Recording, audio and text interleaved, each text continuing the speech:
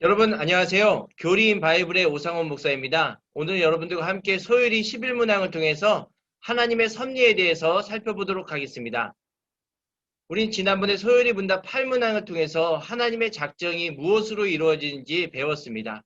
하나님께서는 작정하신 것을 하나님의 창조와 섭리를 통해 이루신다라고 배웠는데요. 지난 시간에는 그 작정을 이루시는 첫 번째 방법인 창조에 대해서 살펴보았습니다. 그래서 지난 시간에는 하나님의 창조에 네 가지 특징이 있다고 설명드렸습니다. 첫 번째, 하나님의 창조는 무에서 유를, 또 무질서에서 질서로 바꾸시는 창조였다라고 말씀드렸고요.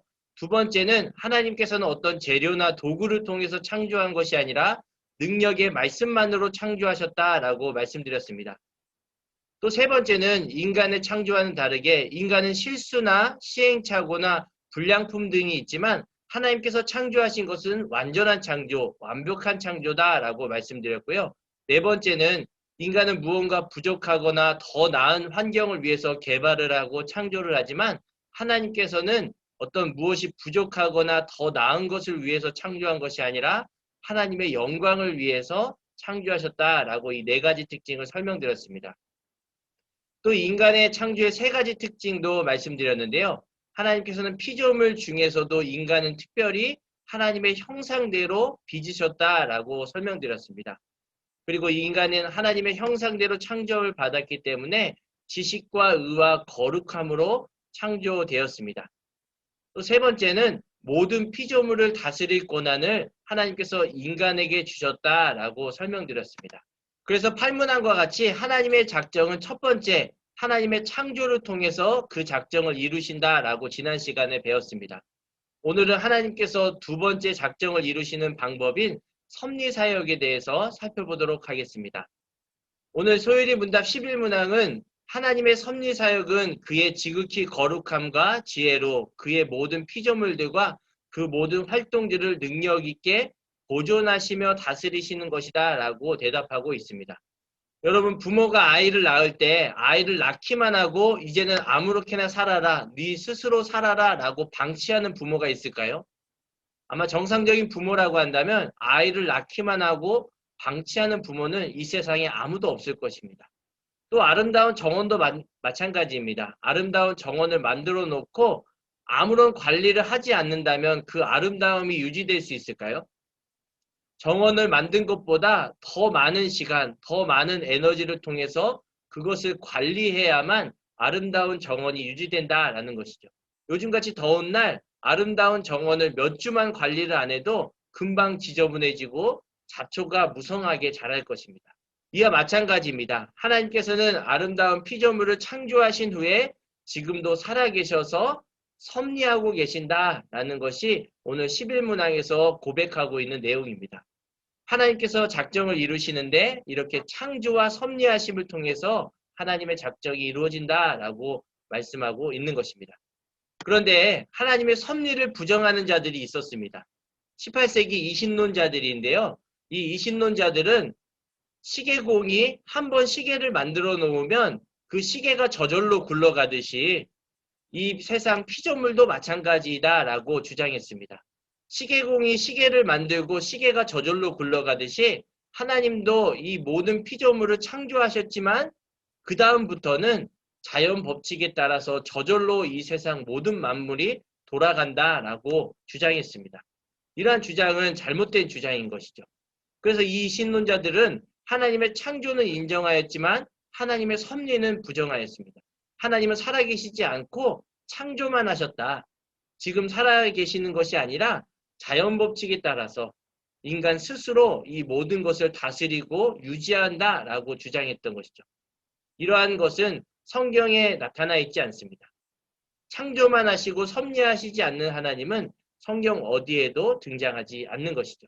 예수님께서도 요한복음 5장 17절을 통해서 직접 말씀하셨습니다. 내 아버지께서 이제까지 일하시니 나도 일한다 라고 말씀하셨습니다. 하나님께서 지금도 살아계셔서 섭리하고 계신다. 모든 피조물을 다스리시고 인간의 구원을 위해서 일하신다 라고 예수님께서는 직접 말씀하셨던 것이죠. 다음으로는 섭리의 요소에 대해서 살펴보겠습니다. 첫 번째 섭리의 요소는 보존사역입니다. 하나님께서는 창조하신 모든 피조물을 친히 지키시고 보호하신다라고 하는 것이죠. 그래서 이 세상 피조물은 저절로 스스로 우연히 유지되는 것이 아닙니다. 바로 하나님의 이러한 보존 사역을 통해서 하나님께서 섭리하시기 때문에 모든 만물이 유지되고 보호되고 있다라는 것을 기억하시기 바랍니다. 두 번째 섭리의 요소는 통치입니다. 하나님께서는 이 피조물을 자연 법칙에 따라서 그냥 유지만 하고 계시는 것이 아니라 하나님께서 계획하신 뜻대로 목적대로 친히 주관하셔서 그 뜻을 이루고 계신다, 다스린다라는 것이 이 하나님의 섭리 요소 중에 통치 사역에 해당되는 것입니다. 그래서 이러한 통치 사역에는 특별히 하나님은 악한 행동, 악한 사람들까지 사용하셔서 하나님의 선하신 뜻을 이루신다라는 것을 우리가 볼 수 있습니다.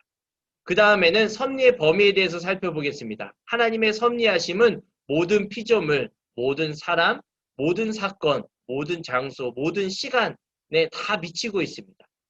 그래서 어떤 것도 어떤 사람도 하나님 몰래 무엇을 이루거나 일어나지 어떤 사건이 일어나지 않습니다.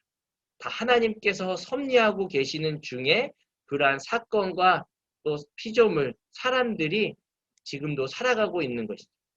그래서 복음성가 중에 이러한 가사가 있습니다. 지나온 모든 세월들 돌아보아도 그 어느 것 하나 주의 손길 안 미친 것 전혀 없네. 이 가사를 통해서 우리가 알 수 있는 것은 어떤 하나님의 사역입니까? 바로 하나님의 섭리 사역인 것이죠. 그 다음으로 섭리의 종류에 대해서 살펴보겠습니다. 섭리의 종류는 첫 번째는 통상 섭리가 있습니다. 하나님께서는 일반적으로 정하신 법칙, 질서에 따라서 이 모든 피조물과 사람들이 유지되고 보호되도록 섭리하고 계신다라는 것이 통상 섭리입니다.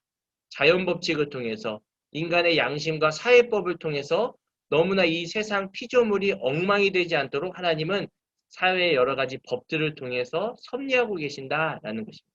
이것이 바로 통상 섭리인 것이죠. 두 번째는 비상 섭리입니다. 이것은 특별히 하나님이 자연 법칙에 반대되어서 또 인간의 이성으로는 도저히 이해할 수 없는 그러한 일들을 특별히 하나님께서 직접 개입하셔서 간섭하셔서 이루시는 것을 비상섭리라고 합니다.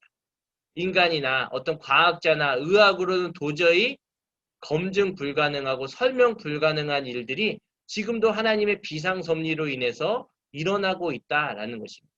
하나님께서는 이렇게 섭리의 두 가지 종류, 통상섭리를 통해서 비상섭리를 통해서 우리 모든 세계를 다스리고 계신다라는 것을 기억하셨으면 좋겠습니다. 그래서 제가 하나님의 섭리를 묵상하면서 좀 더 쉽게 이렇게 설명드리고 싶어서 한 예를 들어보도록 하겠습니다. 우리의 삶에 때로는 어떤 선물이 주어질 때가 있습니다. 그런데 그 선물의 포장지는 어떤 것으로 쌓였냐면 우연이라는 포장지로 쌓여 있습니다. 그래서 우리가 그 선물을 받았을 때 포장지만 보고는 이런 우연이 다 있나? 이게 우연인가? 라고 놀라고 그 선물을 받아들입니다. 그런데 선물의 포장지를 하나하나 뜯어보니까 그 안에는 하나님의 섭리라는 선물이 들어있던 것이죠. 우연인지 알았는데 처음에 내게 이런 선물이 일어나고 이런 일들이 일어나나 라고 해서 우연인가? 저절로 당연한 것인가? 라고 생각하였지만 그 포장지를 하나하나 뜯어보고 나의 인생을 곱씹어 봤을 때 하나님의 섭리였구나 라는 그 귀중한 선물을 발견하게 되는 것이죠. 특별히 종교개혁가 칼뱅은 이렇게 말했습니다. 모든 조급함, 염려, 근심에 대한 가장 좋은 치료제는 하나님께서 모든 삶을 섭리하신다라고 믿는 섭리신앙이다라고 말했습니다. 오늘날과 같이 코로나로 인해서 많은 슬픔이나 염려나 근심, 한숨들이 가득한 이 시기에 우리에게 필요한 것은 바로 이러한 하나님이 모든 것을 주관하시고 통치하신다라고 믿는 섭리신앙인 것입니다. 그래서 하나님의 섭리 교리를 통하여서 우리 안에 섭리 신앙이 가득 채워져서 우리의 삶에 충만한 기쁨과 감사함이 넘치는 모든 분들 되시기 바랍니다. 오늘은 소요리 문답 11문항을 통해서 하나님의 섭리에 대해서 살펴보았습니다. 내용이 많이 유익하셨나요? 유익하셨으면 많은 분들에게도 소개해 주시고 구독과 좋아요를 눌러주시면 감사합니다. 저희는 다음 시간에 12문항을 통해서 하나님과 인간이 맺으신 생명의 언약은 무엇인지를 살펴보도록 하겠습니다. 그때까지 건강히 안녕히 계세요.